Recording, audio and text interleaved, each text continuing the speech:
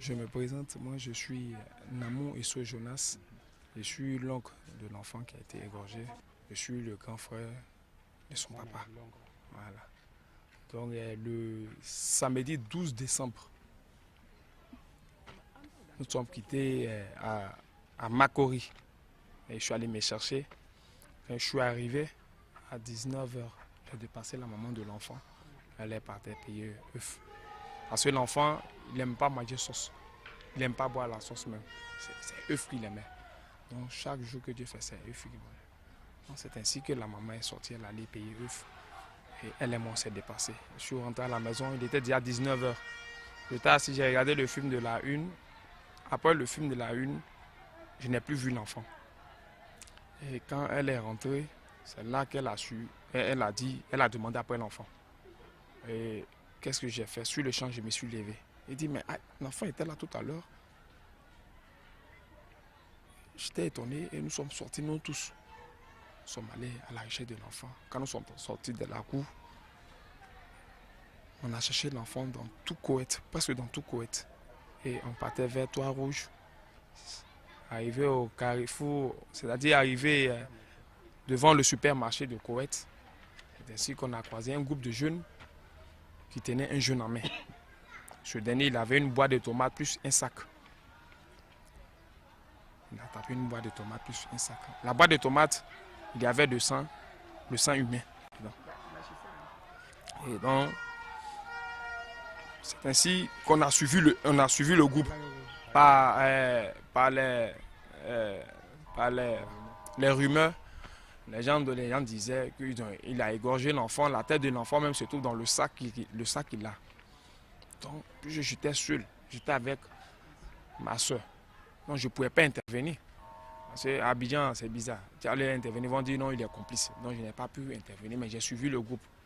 Et ils ont voulu le jeter dans le goto et il y a un qui a dit non, on n'a qu'à l'envoyer à la gendarmerie. C'est ainsi que moi nous avons suivi le groupe. Arrivé à la gendarmerie, ils ont saisi ce dernier et nous ont mis. Quand ils ont saisi ce dernier, ils ont chassé tout le monde. Et moi j'ai dit je ne peux pas partir parce que j'ai perdu mon neveu. Donc je ne peux pas partir.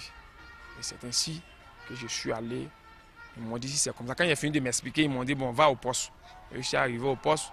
J'ai expliqué le même problème. Ils m'ont dit non, qu'ils ne sont pas venus à la tête de l'enfant ici. Que si c'est pour faire une déclaration de faire, ou soit si je peux aller et puis revenir.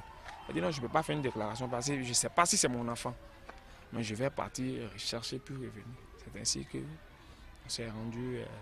nous sommes revenus à la maison. Donc on a fait le tour de camp militaire, tout de Koweït. On a cherché l'enfant jusqu'à matin. Et à 5 h, je me suis levé aller chez la grande soeur parce que nous avons une grande soeur qui habite au Koweït et à Lokodjoro. Je suis allé vers elle.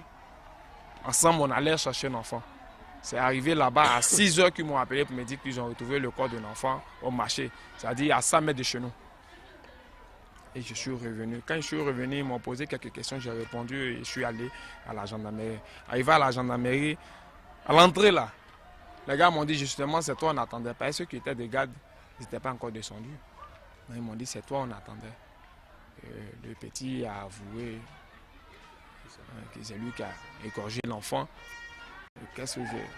Parce qu'avec la gendarmerie, on ne pouvait pas nous dire ce qui se passe réellement. Parce que quand je vais là-bas, on nous dit d'aller voir tel monsieur. Quand on nous dit d'aller voir tel monsieur, donc on est au milieu. Et j'ai fait l'appel à un monsieur, un gradé, un colonel. C'est ce monsieur-là qui est rentré là-bas, puisque c'est ses collègues. Et c'est ainsi qu'ils lui ont expliqué ce qui s'est réellement passé. Le petit a dit que son vieux était en train de construire et le vieux est décédé.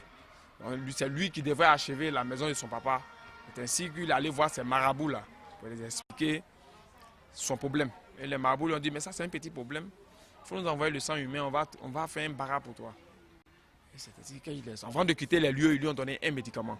Et le médicament il a pris, c'est le médicament qui lui a rendu fou. C'est-à-dire quand il est sorti, il voit un être humain comme un animal. Un poulet ou un mouton, c'est ce qu'il a dit.